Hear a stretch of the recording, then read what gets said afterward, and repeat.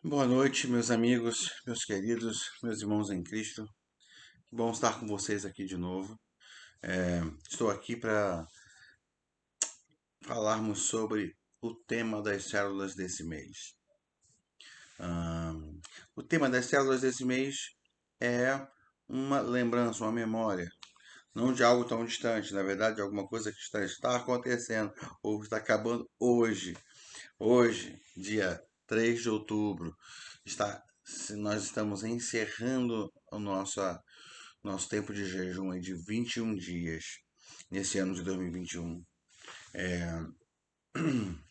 Passamos assim, foi um período muito bom de jejum, pelo menos falo como nas minhas a respeito das minhas próprias experiências. Foi um tempo assim de grande crescimento, enriquecimento. Foi uma grande bênção passar esses 21 dias buscando o Senhor, me consagrando.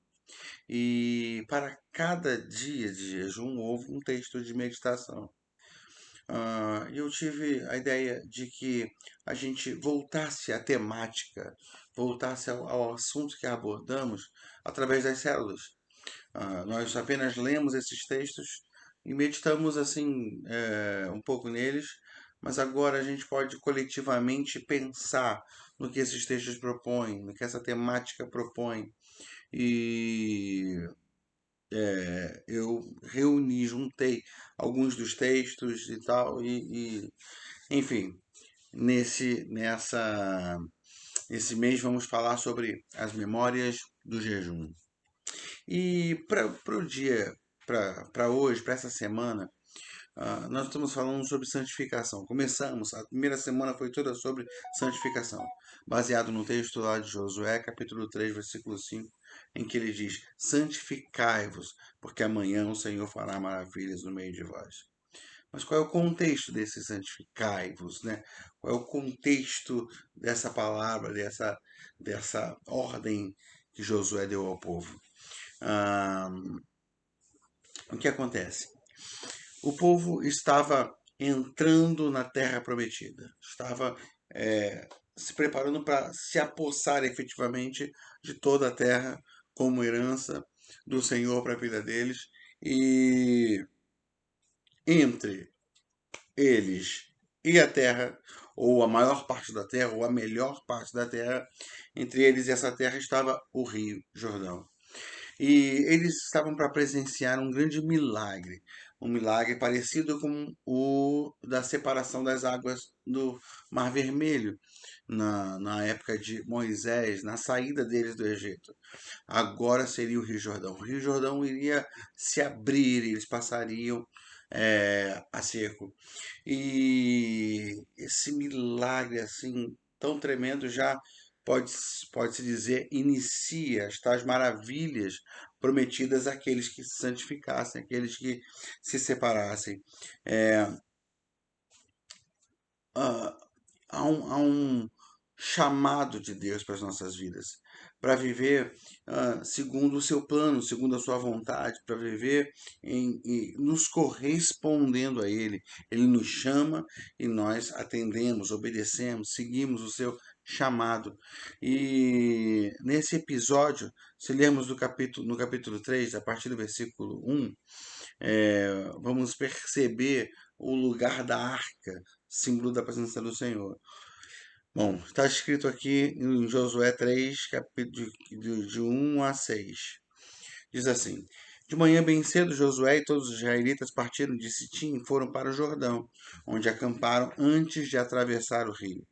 3 dias depois, os oficiais percorreram o acampamento e deram esta ordem ao povo: Quando virem a arca da aliança do Senhor, o seu Deus, os sacerdotes levitas carregando a arca saiam das suas posições e sigam-na, mas mantenham a distância de cerca de 900 metros entre vocês e a arca. Não se aproximem não se aproximem. Desse modo saberão que caminho seguir, pois vocês nunca passaram por lá. Josué ordenou ao povo: Santifiquem-se, pois amanhã o Senhor fará maravilhas entre vocês. E disse aos sacerdotes: Levantem a arca da aliança e passem à frente do povo.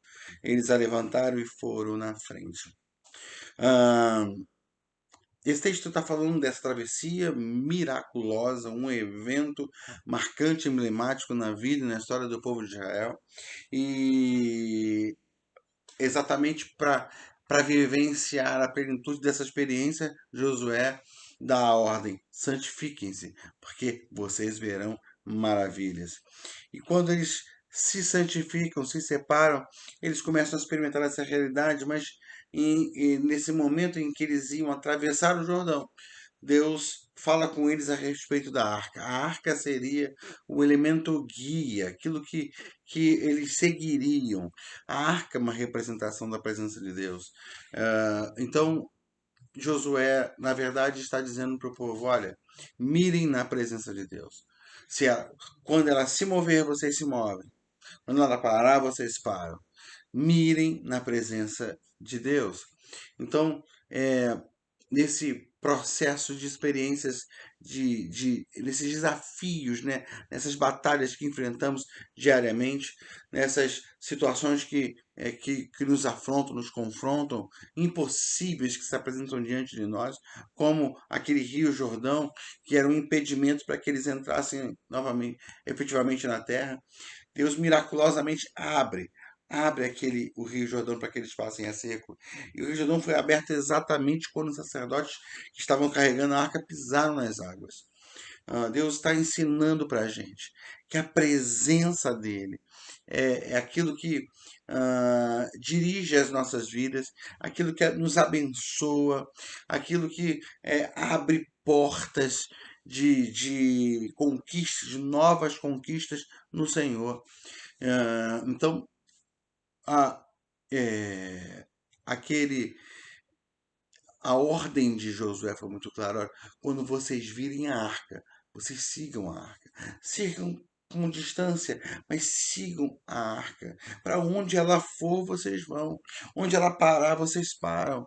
Ou seja, onde a presença for, eu vou. Onde ela parar, eu paro. Eu persigo a presença do Senhor, eu sigo a presença do Senhor. Eu dependo da presença do Senhor. E para que essa presença do Senhor seja abundante na minha vida, o que eu faço? Eu me santifico, eu me separo para ver as maravilhas que Ele tem separado para a minha vida. Amém? Eles fizeram algo bem interessante enquanto atravessavam o Rio Jordão.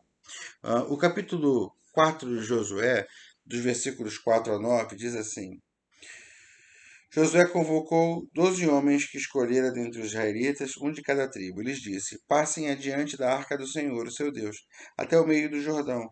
Ponha cada um de vocês uma pedra nos ombros, conforme o número das tribos dos israelitas.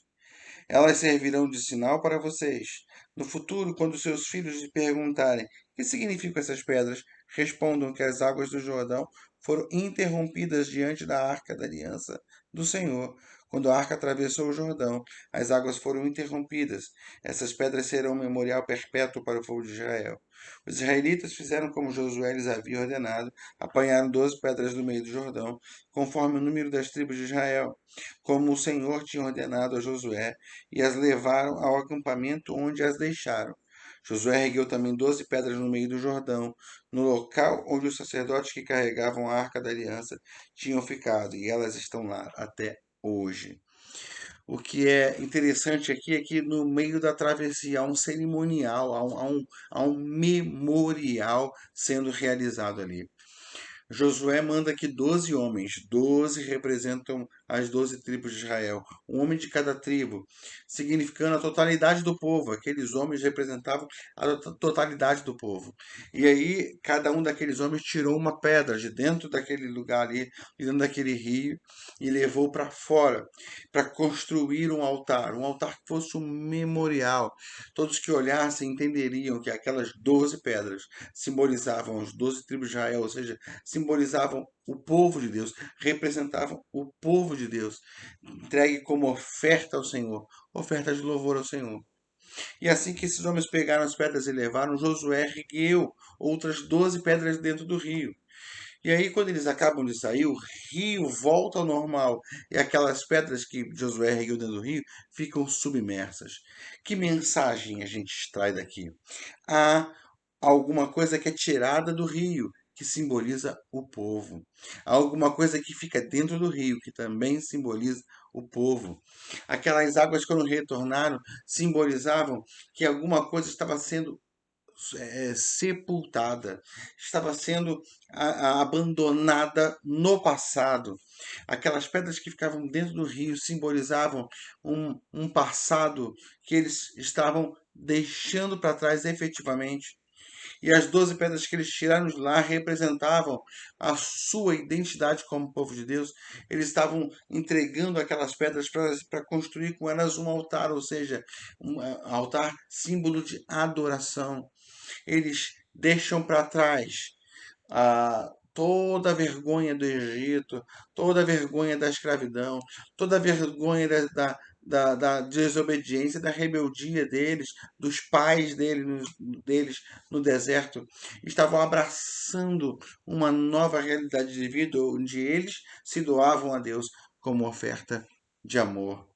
Ah, Esse é o padrão de santidade que Deus deseja de nós. Uma santidade que envolve fazer aliança com Deus.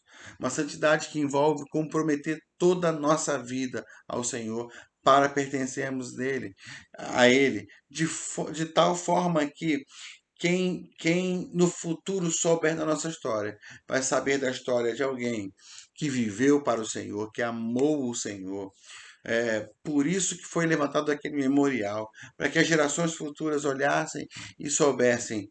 Esse memorial significa a transformação na vida dos nossos antepassados, quando eles, em obediência ao Senhor, atravessaram o Jordão para uma nova vida com, com Deus. Então, o texto de hoje, o estudo de hoje, o estudo dessa semana está falando sobre essa santificação que nos permite ser inseridos no plano e no propósito de Deus para honrar e glorificar o nome dele.